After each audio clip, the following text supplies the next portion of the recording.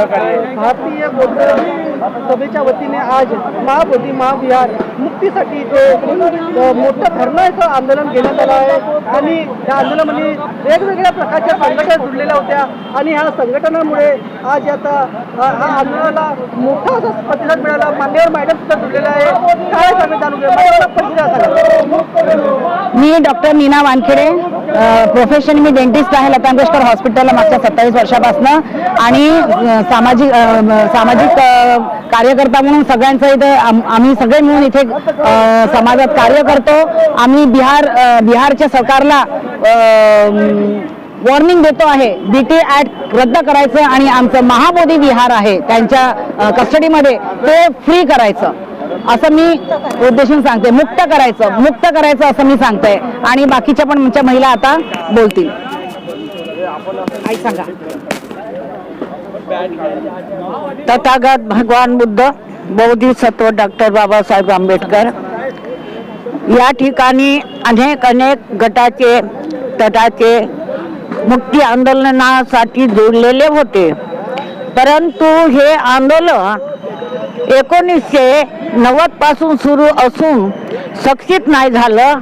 याकरिता आता पुनर्वचन आंदोलन सर्व देशाचे 27 देशाचे भिक्षू आणि सामाजिक कार्यकर्ता एकत्र येऊन शिनेनी कितीतरी काळ गेले। ब्राह्मणाच्या हाती ते विहार होतं महाबोधी विहार, परंतु आजच्या काळात आमचं विहार आम्हाला आमच्या ताब्यात असावं आणि लोकांचं, कारण का दर्शनीय आणि आदर्श आमचं हे पवित्र स्थळ आहे। आजच्या प्रसंगी मी इथे बोलून 2 शब्द विराम देते। जय भीम।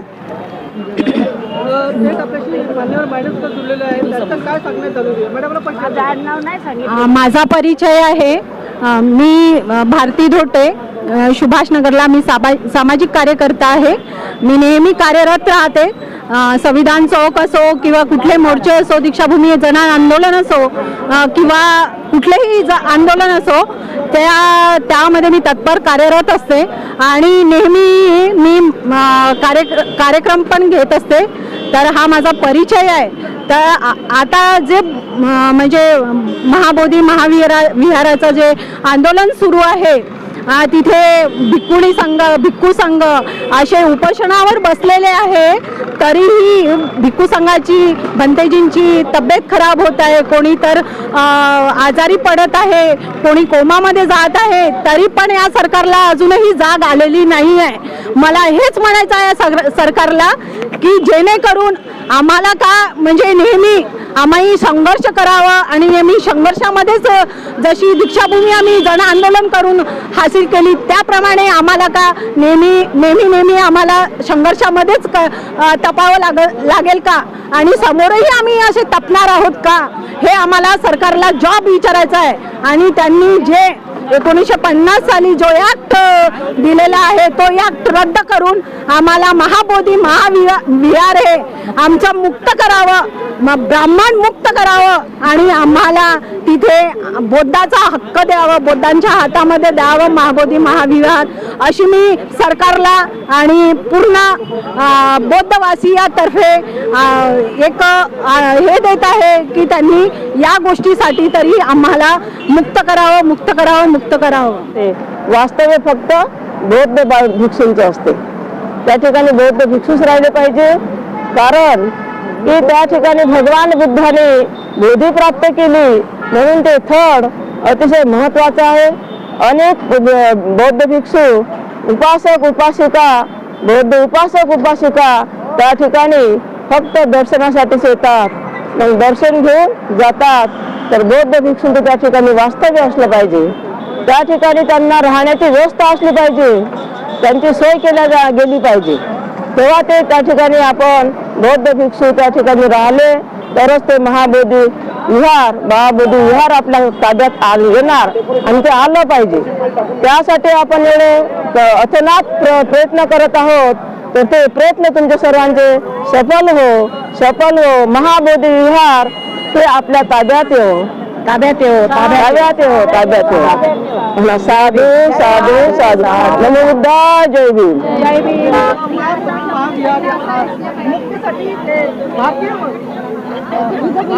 समाजाच्या वतीने आज इथे मोठं इथं आंदोलन करण्यात आलं होतं आणि या आंदोलनामध्ये महिलांनी मोठ्या संख्येने सहभाग घेतलाय. मान्यवर मॅडमचा जुळलेला आहे. काय सांगण्यात चालू आहे मॅडमला परिचय सांगा. माझं नाव माधुरी पाटील आहे. आज आम्ही इथे शताब्दी चौकात खूप मोठ्या संख्येने महाबोधी मुक्ती विहारसाठी आम्ही इथे आंदोलन करत आहोत.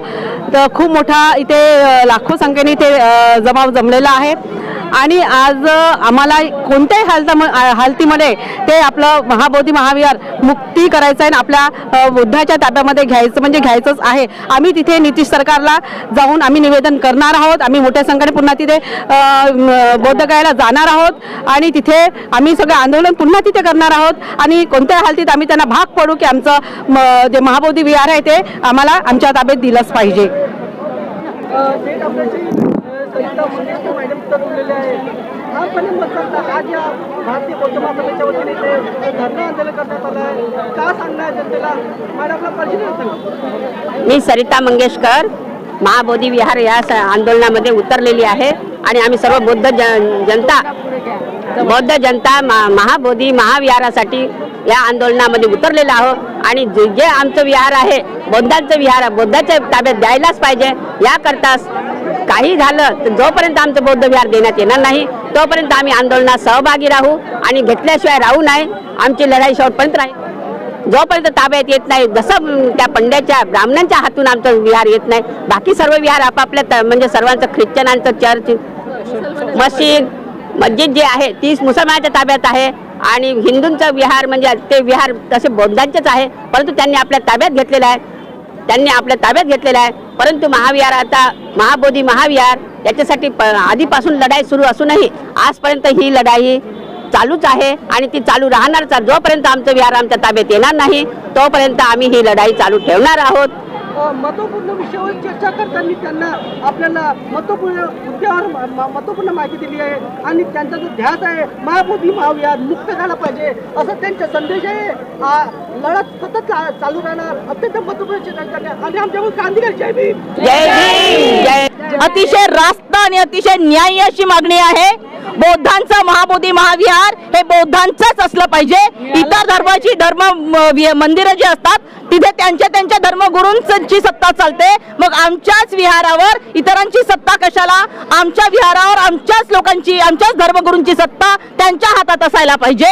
ही अतिशय रास्त आणि अतिशय न्याय्य अशी आमची मागणी आहे. आम्ही बुद्धांच्या शांतीला बुद्धांच्या मानवतावादी विचारांना मानणारे लोक आहोत पण आमच्या शांतीला कोणी हलक्यात घेऊ नये. आम्ही बाबासाहेबांच्या क्रांतीलाही मानणारे लोक आहोत. त्यामुळे बौद्धांचं महाविहार महाबोधी महाविहार जोपर्यंत मुक्त होत नाही तोपर्यंत हे आंदोलन सुरूच राहील. महाबोधी महाविहार आमच्या हक्काचं महाबोधी महाविहार आमच्या हक्काचं. BT 49 रद्द करा. BT 49 रद्द करा. We want justice. We want justice. आंदोलनामध्ये वेगवेगळ्या संघटनांनी ते सहभाग घेतला होता.